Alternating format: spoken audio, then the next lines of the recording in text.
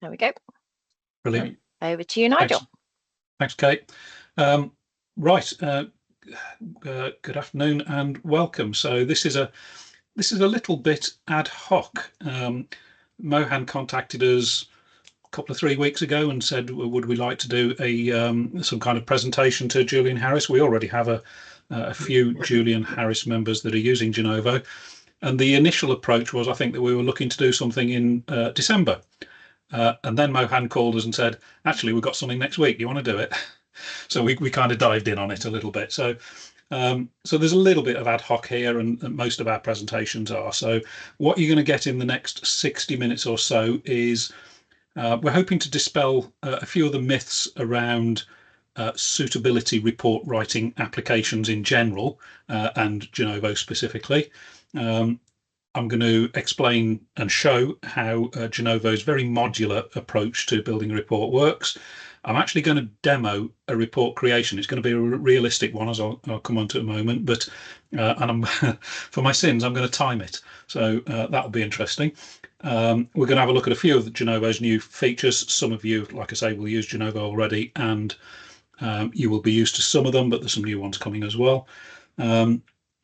What we'll do as well is we will take questions. This is as interactive as you want it to be. I can see you're all on mute now just to kill out the background noise, but if you've got any questions at all, could you use the chat tab at the top of your Teams window there, and Kate will do one of two things. She will either answer it on the fly through the chat tab, because she can answer it there and then, or if it's pertinent to whatever it is I'm saying on screen, then Kate will shout out and I'll stop the clock, and that feels like a game show, doesn't it? I'll stop the clock and we'll deal with the question as it happens there and then. So very interactive. So I hope there's no questions that you can ask that we won't be ready for. So we'll deal with it as it goes. And at the end, we'll deal with any other questions and answers and deal with next steps. So first interactive bit, really. So for my sins, I'm the geeky sort. I'm on the technical side here at Genovo, and I do a lot of reading of regulations. So COBS 9.4.7 should just slip off the tongue, but COBS 9.4.7 is what needs to be in a suitability report, and there are 4 things. The regulator only says 4 things, and that is the client's demands and needs, to use their phraseology, which in our language is objectives, why the recommendation is suitable, as in the why part of it, any disadvantages, and for certain types of business, life policies, how that recommendation meets the needs. So it's really very, very simple. All the rest of it is voluntary extras, often driven by compliance, and some compliance departments obviously can insist on various bits, and they usually get out of jail free cards. They're designed to protect your back. So over the years, we've seen plenty of misinformation about suitability reports writers generally, and Genovo specifically. I'm going to rattle off a few that we've heard, and if you've heard of any more, by all means, just shout them out or put them in the chat or whatever. So these are the top 10, if you like. So it's hard to use. So I will agree that a Word template, especially if you built the Word template, is probably quite easy because you understand how it works, and you just keep various bits, delete various bits, add various bits, and you've got your result. Genovo, when you first start it, I'll be honest, is quite hard to use because you don't know what you don't know. But with practice, it's an absolute doddle. And hopefully in the demo that I'll show you in a few minutes, you'll see how easy it is to use once you're proficient in it. It can take hours to write a report. It can, if you want to take hours writing reports, and if it's got lots in it. It can also take very, very little time, as you're about to find out. Can't personalize it very easily. I've seen some other software that isn't very personalizable or customizable. That isn't the case for Genovo. There is a vast customization suite. You can really make it your own. Reports look a bit boring, stroke flat, stroke generic. Yeah, they can be. If you don't personalize them, they will look like that. But we've got, like I say, we've got a huge customization suite, and you can genuinely make it your own. Genovo is just some fancy templates. We've had that one a few times. Genovo does indeed have some templates, and they're actually quite fancy, but that is a very small part of Genovo. Most Genovo reports, as you're about to see, can be built from scratch without templates or anything. So that is definitely not the case. I have to put a lot of effort in initially. Well, yeah, I'll agree with that. It's learning any piece of software is sometimes a little bit difficult, but once you've done it, you've done it. And once you know it, you know it. So it's always worth putting that effort in to become a competent user. Another one, I can only write a report for a scenario that there's a template for. Definitely not true. There is nothing that Genovo can't handle. There are some templates for some really common scenarios, but then you use one of the other report creation methods for all the others, and it can handle absolutely everything. Reports are too long. They can be, if you want to put absolutely everything in. There's loads of appendices in Genovo, as you'll see shortly, but they're optional. You can take them out, you can make your report shorter. We can get things like continued suitability report or annual reports with no action down to half a dozen pages, including all of the charges and everything. So they can be quite long. Reports can be repetitive. They can if you put stuff in more than once or deal with it more than once. Generally, Genovo reports don't repeat anything. And the final one that we've had quite a bit of is the information that's pulled in from the back office system is either inaccurate or complete, or incomplete rather. And with the greatest respect, that's a you problem, not a Genovo problem. So before I dive in, anybody got any other myths or theories about report writing apps that they're brave enough to put their head above the parapet with? No, it looks like I've covered them all. So, right, okay. So Genovo it's multi-product, multi-section, and modular. So you can have a really short report for, I don't know, topping up an ISA, or you can do loads and loads of stuff all within the same report, reviewing clients' existing pensions and drawdowns and investments and protection, and then new recommendations, and you can do all of that in the same report if you want to. Whether or not you should is another thing. There's an argument for keeping reports shorter by breaking them into subjects, but you pay your money, you take your choice. The key is familiarity, is understanding Genovo. So I'm going to do a bit of a demo. I'm ex-paraplanner, ex-advisor from a long, long time ago, but mostly ex-paraplanner. I'm going to try and make it broadly realistic. But in the interests of not spending too long on this, I'm going to make a few assumptions. So, and some of these are going to be some wild assumptions. So firstly, I'm going to assume that the handover notes from the advisor to me, the paraplanner, are complete. I appreciate that that's not always the case. Secondly, I'm going to be using an IntelliFlow Office integration, and obviously the IO records are going to be complete. I'm going to be using a spoof client with some spoof data and some invented plans, but it's making it a little bit easier. And some of the charges information that you'll see me put in is just sort of invented on the fly. And I appreciate that that sometimes takes a bit of time to collate that information, but I'm just using spoof. I'm also not having to do any research while I'm doing the suitability report. I'm assuming here that all of the research is done. We know what we're recommending and how and why and how much, etc. So all of that's done. It's also an existing client that we've dealt with in Genovo before, and you'll see why that's important in a moment.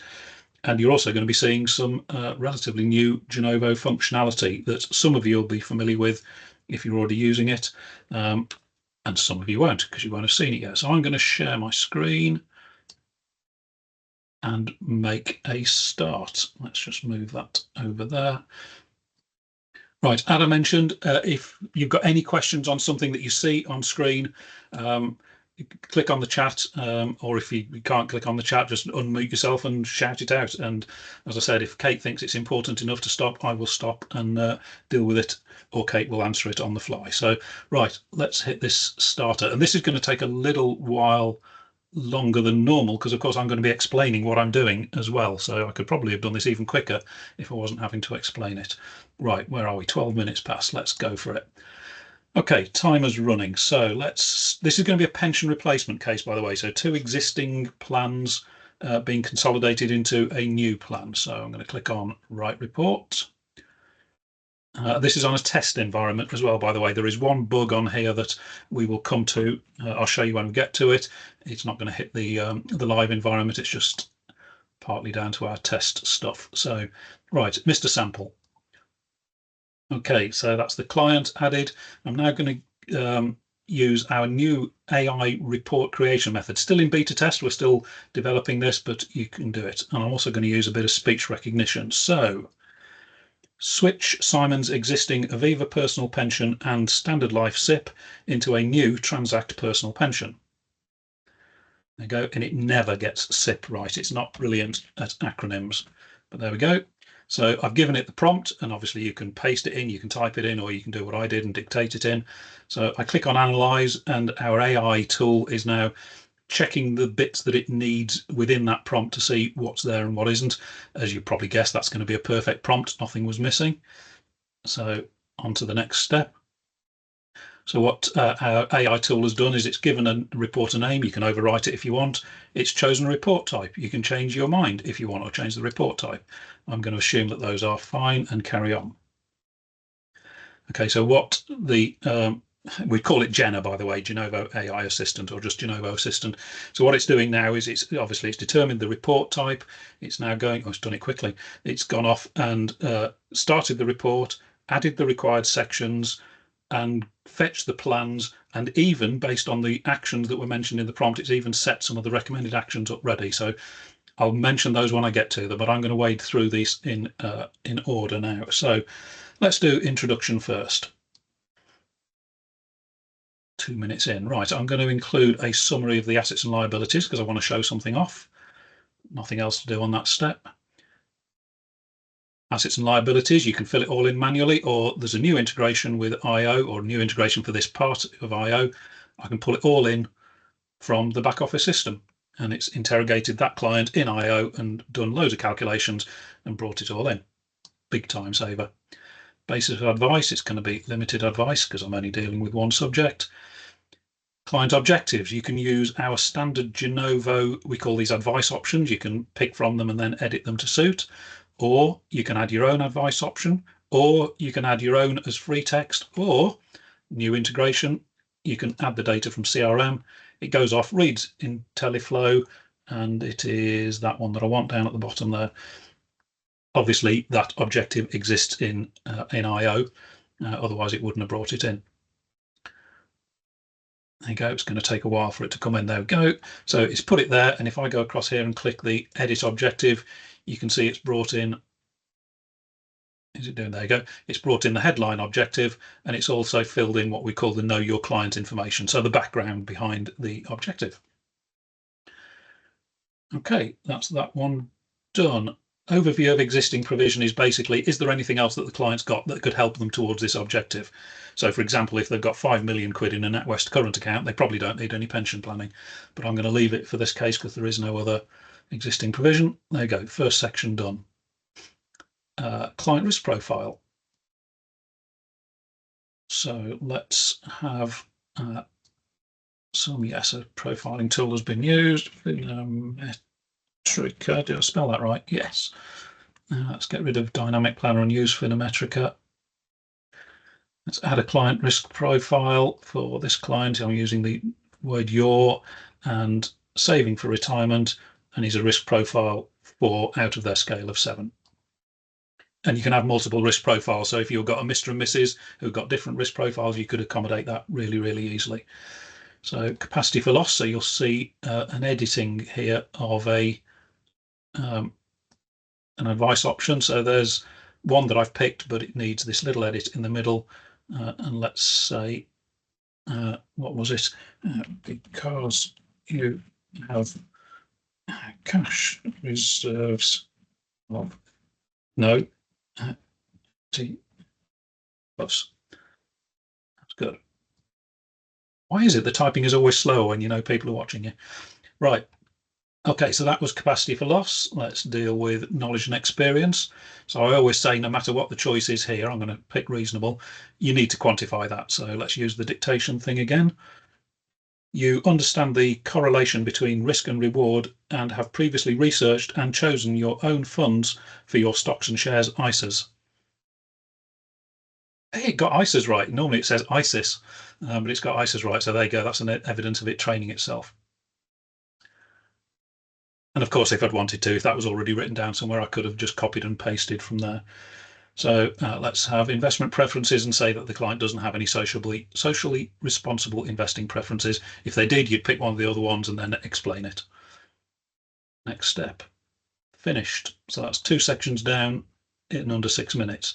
Right, let's have a look at review of existing pension plans. So you'll see, first of all, that those 2 plans that I mentioned in the prompt when I first started have been brought in. I'm going to go into each one of those because within those, it's also brought in, as well as all the information here from IO, it's also brought in the underlying investments. Let's have a look at it. So there's the investment strategy. In this particular one, there's only one fund. So I'm just going to edit that and say what the charge is. And it's OCF 0.9%. And it's 100%. Oh, no, not 1,000, 100% allocation. Save. Okay, and there's a little message to say it's updated some charges, which you will see in a moment. So click on save for that and save for that. This is where the little bug is. Like I say, that's only on this test environment. It doesn't calculate the percentage holdings until I've actually put a value in. This allocation column here would normally be full automatically, but it doesn't quite work as it's supposed to. So let's put some figures in. 0.98. And that was 4.3%. There you go. Oh, and the rest of it hasn't worked out either. Never mind. This might be novel then. Let's put in 0.625. No. 25. I'm going to skip the allocation there, see if it works it out. Yes, there it goes. It's worked it out now. It's supposed to do it automatically. 0.75. Save. And the final one, 0.608. Okay, and once I've got all of the charges in, it can now calculate a weighted average charge down at the bottom here, and it reuses that charge elsewhere. Again, just a bit of a time saver to save you calculating it yourself.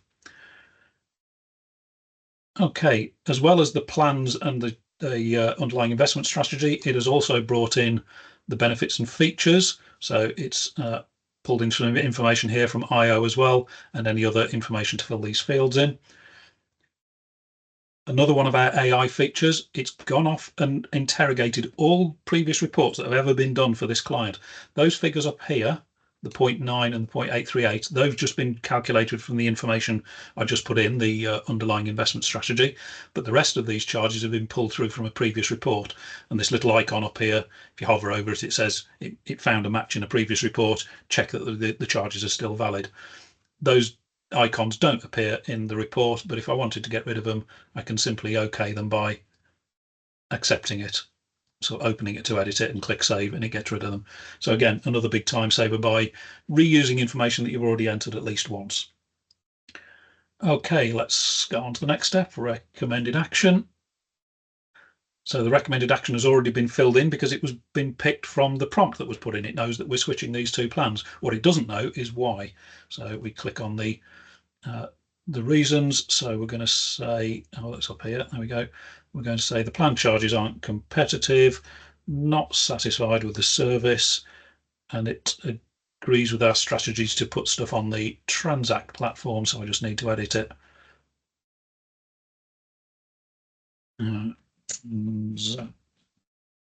Spelt it right. Brilliant. Okay. And because the reasons for the second plan are going to be the same to the first plan, there's no need to repeat them. Here's that repetition thing again. We can just say, as per previous plan. Saves the client reading the same stuff twice. Okay, next step. Are there any disadvantages? Well, yeah, there is one actually. You're going to incur a new set of charges. This is one of the 4 things in COBS 9.4.7. You've got to mention if there are any disadvantages. There is also another one here, and I can't quite. There it is. Hold on. I've just lost it. There we go.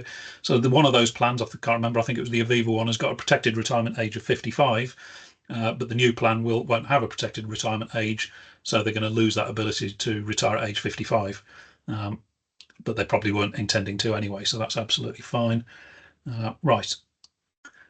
Because we're switching plans, there's now some plan comparison steps. This is where you probably would take a lot longer to do it than I'm currently doing it, because you'd have to work this out for yourself, but I've got them pre-prepared, minus 0.56. So the new plan is going to be cheaper than that from Aviva, and a similar figure, what is it, minus 0.455 for Standard Life.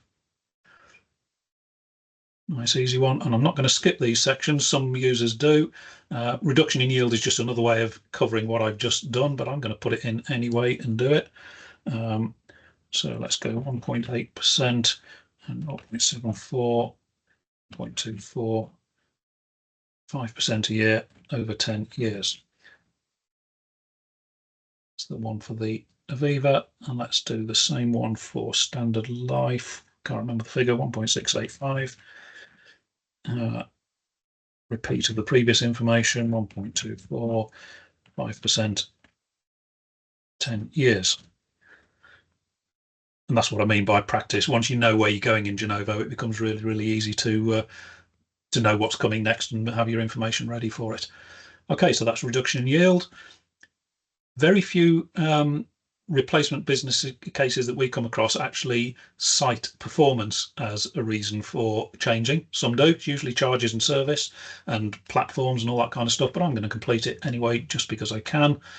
But these are clearly very spoofed figures, which you'll see in a moment. So I'm going to say the Aviva plan's actual past performance is 1%, 5% and 10%, and the benchmark was 3, 7 and 15. The replacement one is 5, 10 and 20 with the same 3, 7 and 15 benchmark. Clearly that would have taken you a bit longer if you were getting this information from Morningstar or FE Analytics or whatever. Let's do the same for the second plan. Standard Life is 2, 6 and 12. Benchmark the same, 3, 7, 15. Actual is the same, which is 5, 10 and 20. Same benchmark, 3, 7, 15. What you can also do here, and a picture paints 1,000 words, you can put a graph in there. So I've just copied that and pasted it from elsewhere. You can also, if you wanted to, put some commentary, which I'm going to do. The blue line represents the recommended Transact investment strategy, which has consistently outperformed the current investment strategies of your Aviva and Standard Life plans over the last 5 years. I wonder if it picked up that slight... Yeah, there we go. So that's the kind of thing you can put in, and it's obviously much easier to speak it than to type it. Okay, final plan comparison step in this section is death benefits, and because we're charging an initial fee, as I mentioned earlier, the death benefits will clearly decrease. And again, this is something you would have to calculate yourself, but I've got the figures pre-prepped. So that's 259,558 spot 80. So that's a 2% reduction due to the charge. Being a bit pedantic, I guess, is claiming that the death benefits are reduced because of the charge, but I suppose technically they are. So 93,131 spot 28 reduced to 91,268 spot 65.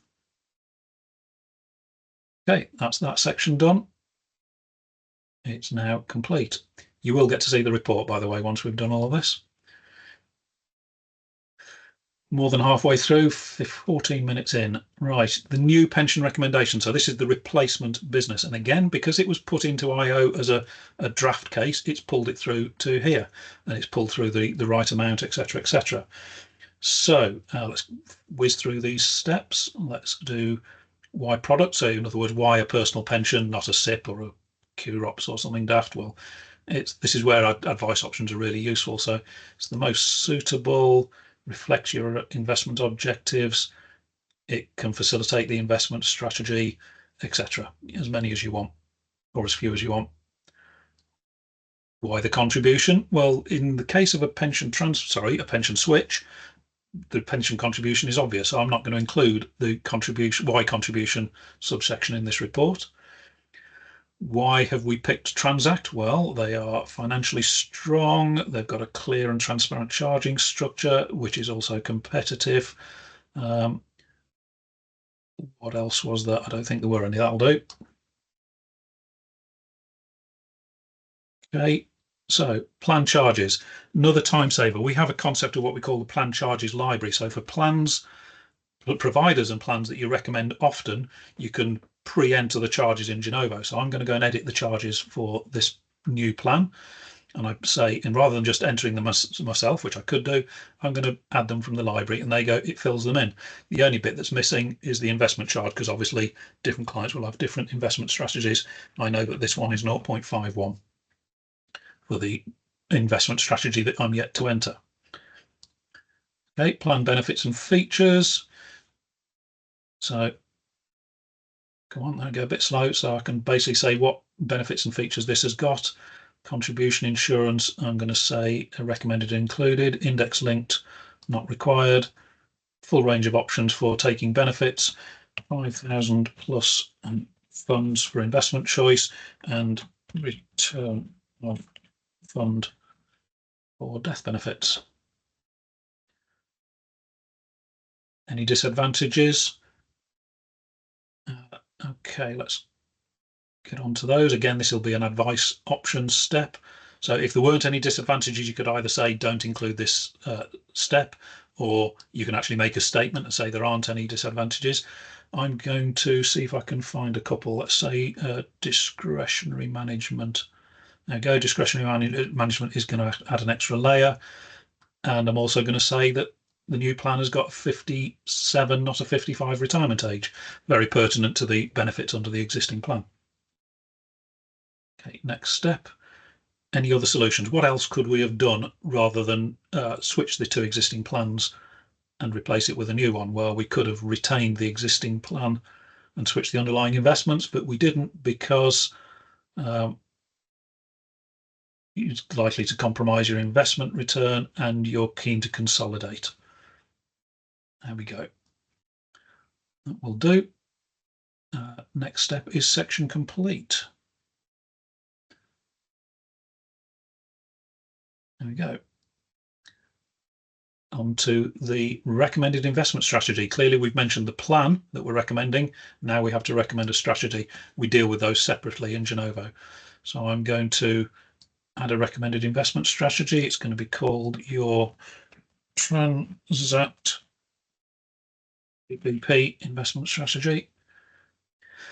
And then I basically say what investments are going to be in that strategy. I could add them manually by clicking add new investment, but Genovo's got a library. So we go to the investment library, pick the portfolio that we're going to recommend. This is Genovo Wealth Management portfolio number 4. We're going to pick that. It then adds it to the strategy. You could pick multiple investments. If there was a split between 2 different portfolios, I could easily accommodate that. But I'm going to put 100% in this one. All of that information there was already in the library, which you have to maintain. We don't do it for you. Click on save. Click on save. I could put a pretty picture in there of the performance of that portfolio if I wanted to. Click on save again. Any extra information I want to put in, so let's put in a little bit about DFMs. Next step, that's complete. Final section is important information, which is relatively straightforward. So I'm going to whiz through it at a fair old rate. Let's add the advisor remuneration. So this is different to charges, or it's related, but it's different. So this is how much is the firm getting paid for the advice. So it's pension advice, it's payable via the provider, it's 2% initial, which comes to 7,159.74.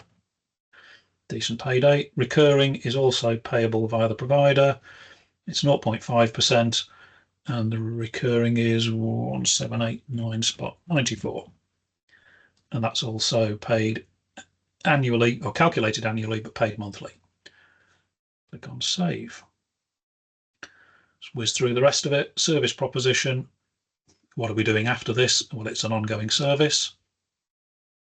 All of these options, by the way, that I'm picking, these are all configurable by you. So if you want to add your own options into your own advice options library, you can do. You can even remove the Genovo ones if you think they're not suitable or a bit bland or whatever. Retail client, contingency fund and affordability. Let's put something in there. So you've got cash reserves of, how much did I say? 80,000, wasn't it? There you go, that's covered. Contingency fund, supporting info. So what are we giving with it? Well, we're doing a key features document and a provider illustration and what else? Funds. There you go. So fact sheet for the, and I've got to edit it because it's in those asterisks there, for the portfolio being recommended. Step. Keep checking my crib notes. Any other needs? Yeah, say there is. Let's say you're going to mention wills. So we'll go over here and say you've got a will in place, but you really should make sure that you keep it up to date. There's a bit of that back covering exercise. What are the next steps? Please contact me to arrange a meeting, or I will contact you to arrange a meeting, whichever one you want, or write your own, of course. If the business had already been agreed, you could have actually picked one of the other ones, which is just sign the forms and send them back. And there we go. That is the building of the report complete. Just under 22 minutes. So what I'm also going to, I'm going to hold it there. What I'm also going to show you is how quick it is to do the final stages of editing. So you can download straight to Word if you want to, but I'm actually going to open up Genovo's report. In fact, I'm going to leave the clock running. Let's show you how quick it is. I'm going to open up Genovo's report editor, which is the ability to actually edit the report. And there's some advisor stroke paraplanner collaboration tools here, which I won't have time to go into fully today, but I'm going to be able to show you some of them. But you're doing all of this inside Genovo, and there's, as you'll see right at the end, there's a good reason for this, which you don't get if you download to Word. Again, it's a little bit slow because I'm working on our test environment at the moment, not the live environment. But there we go. So there is, where's my mouse? There it is. So there is the suitability report. You've got the image, the background image. You've got the client headshot, table of contents, a short executive summary. These are the kind of things that you need to sometimes do. You occasionally get an extra line in the report. So there's another example. Look, there's no way, I'm a bit pedantic like this, there's no way I'd leave that heading just on the one page. I'd move that down to the next page. And similarly, there's the attitude to risk. Similarly, if I ever find a table, there you go, there's a table split over 2 pages. No way would I leave that. I'd just move it down. So I'm now the paraplanner, if you remember. I'm going to save this report first of all, and with a status of initial draft. I'm now going to do loads of work. No, not going to do loads. I'm going to do a little bit of work to it to neaten it up, and I'm going to send it to the advisor, but I'm going to put a comment on it first and say, Andy, because it's for Andy Advisor, please check. Okay, and it sticks a comment on the report. I'm then going to save it again with another status, and it's now requires feedback from advisor.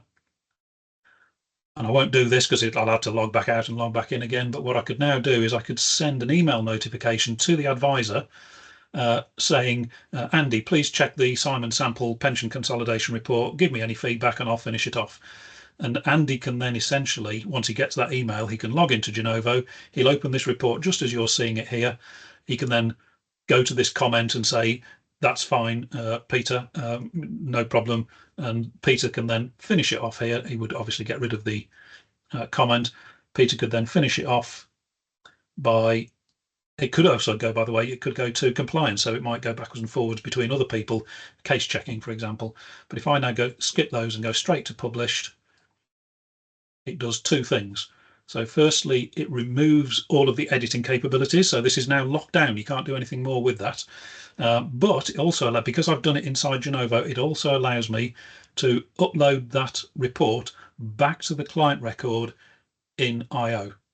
Now that works with all of the back office systems that we integrate with. So that's IO, Planner, Xplan, and Curo. But we've now got two-way integration. So it's just a really neat way of getting the report back against the client record in the back office system, which you don't get if you download it to Word. So that was a pension replacement case, 25 minutes, and that report generally is going to be able to be, obviously I didn't go all the way through it, but that will be capable of being handed to the client. Oh, there you go, I've left a blank page in the middle there. But it's all there. All the charts are there, all the tables are there. When I get down to the recommendation, there's the product provider and the charges, the plan benefits and features. We'll come down to the investment strategy in a minute. There's the investment strategy I've put in with that asset allocation pie chart. It's all there, and because the content is managed by Genovo, it's all very, very reliable and utterly repeatable. It cannot, as long as you use the app properly, it cannot be wrong. I missed that bit there about insert something. Just missed it now. Oh yes, I didn't put in the frequency. I picked that advice option and then didn't fill it in. So there you go. There's an example of if you don't use it properly, you do get the occasional glitch in it. But there you go. 25 minutes. Any questions outstanding from that lot? So while I take a quick drink. No questions have come in, but probably all watching the clock. Yeah, absolutely. So I thought you were going to take my 5K race last night. I thought you were going to beat that then. So well, I was going for it for one moment, wasn't I? So Kate's a runner, by the way, and did a 5K race. So the only time I run is when it's raining. Yeah, I've just thought of a question actually. Oh, it's Lee. Yeah. So I know you've spoke about intelligent office quite a lot. Yeah. I don't use that myself, and I don't really know if there's any benefit to me using it, because I don't believe it can integrate in any way with our back office that we use. So presumably that's going to add a lot more time and work if we don't use intelligent office. Yeah, it's a fair point. If I was a small one-man band IFA, I wouldn't use something like IO just to allow it to integrate with Genovo. If you are already using IO, the integration is brilliant. It's a massive time saver, and the ability just to pull plans in automatically, as you saw me do, is phenomenal. I don't think I would go out there and have the expense of taking it on separately if you've already using another system. So yeah, it's one of those things. If you're already using it, it's great. I wouldn't subscribe to it anew just simply because it feeds Genovo. Once our next stage of our Gena report creation method is done, for non-integrated users, we're already building. In fact, I've seen it demoed this morning. We're already building the facility where, if you remember that prompt that I put in where it said switch your Aviva personal pension and your standard life SIP to a new Transact plan, if you weren't integrated, our Gena report creation method will create those plans for you inside Genovo. So I would agree, Lee, it's probably not worth the trouble of subscribing to something if you've already got your existing back office. Yeah. Okay. Cheers. And I think I saw Georgina, was it? You asked a question. What other back office systems do we do? So IO is definitely our most popular, but we also do Planner, Xplan from Iris, and Curo from Time for Advice, as well as an attitude to risk profile integration with Dynamic Planner. But it's only their ATR profiles. We don't integrate with any of the other Dynamic Planner functionality.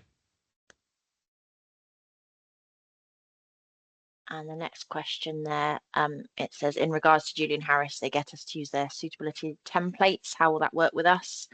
That I'm under the impression, I mean, Mohan might correct here, I don't think it's mandatory. I think you can choose the tools you wish to use, but I might be completely wrong on that. As I say, we do have a number of Julian Harris users that already use Genovo. So I think it's something that you can choose whether you want to use it or not.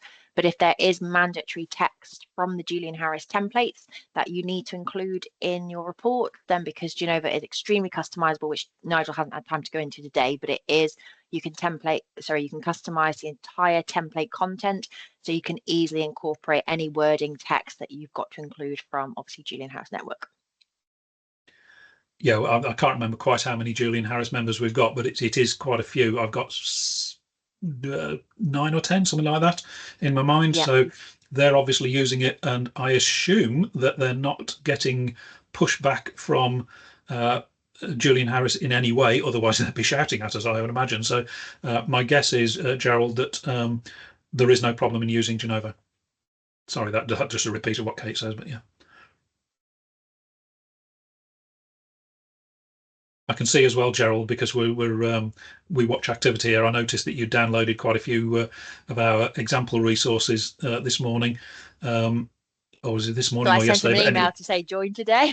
Yeah, absolutely. So, but we'll be sending out an email soon after this meeting, and that will also have links to the resources, example suitability reports and the like, that Gerald's already managed to track down on the internet and find us. So you'll all have links to those later, so you can have a look at this actual report. Not this particular one, but it's a pension switching report, and you can download it from our website.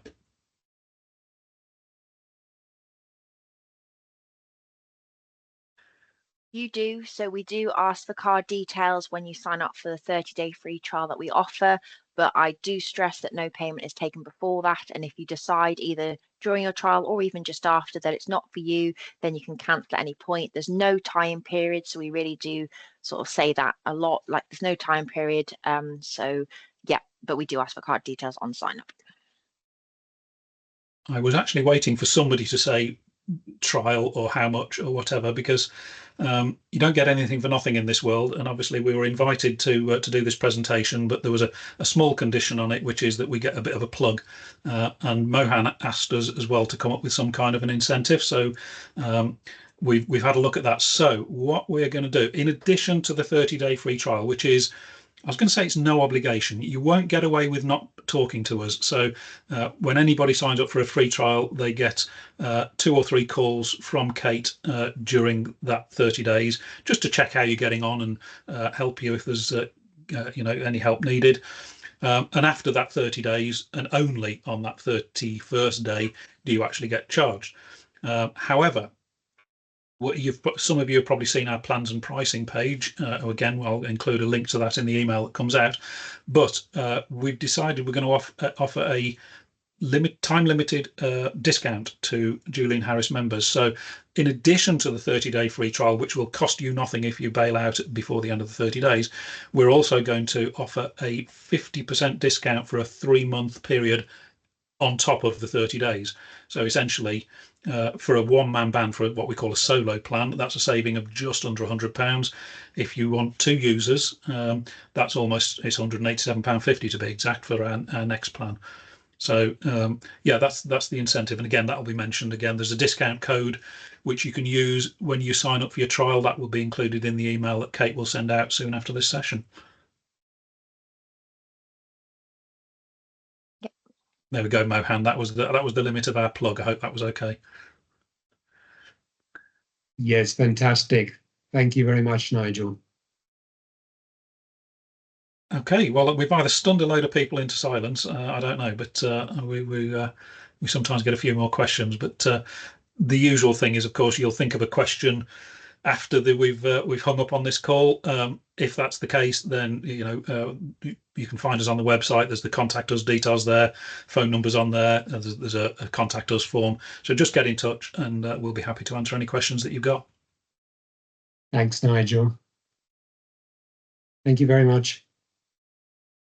Okay. Right. Well, if there's no other questions, thanks, Gerald. If there's no other questions, then have a great rest of your afternoon, and hopefully we'll see you again sometime.